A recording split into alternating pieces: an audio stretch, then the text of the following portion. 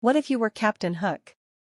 Before you cast your judgment, let's take an extended journey through the life of James Hook, a life riddled with hardship, choices, and soul-crushing regret.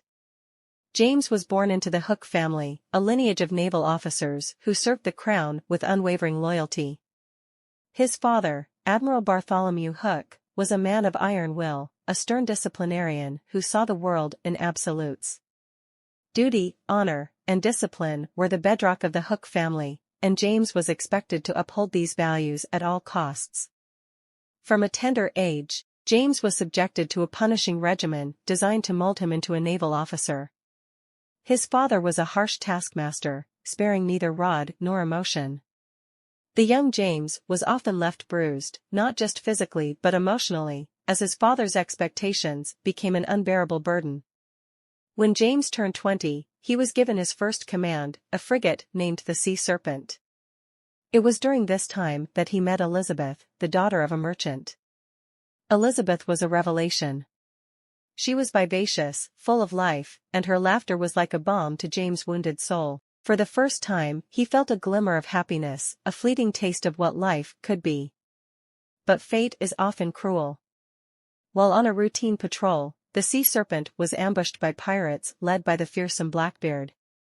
Despite a valiant fight, the ship was overwhelmed. James' hand was severed in the battle, a brutal reminder of his failure. Captured and brought before Blackbeard, James was given a terrible choice: join the pirate crew or be hanged. The decision was agonizing. To become a pirate was to forsake his family, to betray the crown, and to dishonor his own name, but the alternative was death. In a moment of weakness, James chose life, a choice that would haunt him for the rest of his days. As the years passed, James became Captain Hook. His hook, a twisted piece of metal, became a symbol of his lost honor, a constant reminder of the life he had forsaken. He led raids on merchant ships, plundered coastal towns, and became one of the most feared pirates in the Caribbean. But each act of violence took a toll on his soul.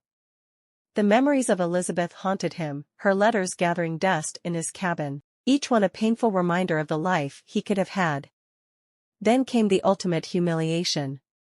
While raiding a ship, James discovered a stowaway, a young boy named Peter Pan.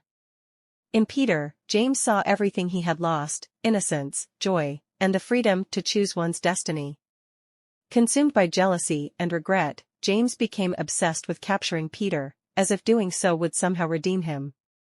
Their battles were legendary, but each defeat at Peter's hands eroded James' sanity. The ticking crocodile, a relentless predator, became a symbol of James' own mortality, a constant reminder that time was running out. In his final moments, as the crocodile's jaws closed in, James was flooded with regret. He thought of his father, his rigid upbringing, and the love he had lost in Elizabeth. He thought of the countless lives he had ruined, the men he had killed, and the dark path he had chosen. And in that moment, he understood the true cost of his choices. But the story doesn't end there. James had a younger brother, William, who idolized him. William had always looked up to James as a hero, unaware of the dark path his brother had taken. When news of James' death reached him, William was devastated. He couldn't comprehend how his brother, a man of honor and duty, could have become a feared pirate. The family name was tarnished, and William felt the weight of restoring it. William joined the Navy with a burning desire to redeem his family's honor. But the sea is a harsh mistress, and William soon found himself facing moral dilemmas that blurred the lines between right and wrong.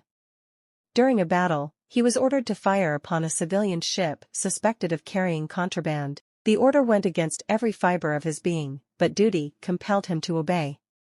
The ship was destroyed, and innocent lives were lost.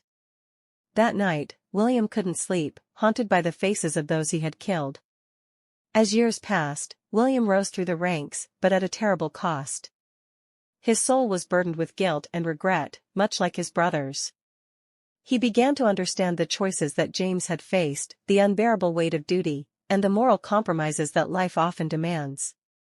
And he wondered, had he been in James' shoes, would he have chosen any differently? Eventually, William found himself in command of a ship hunting down a notorious pirate.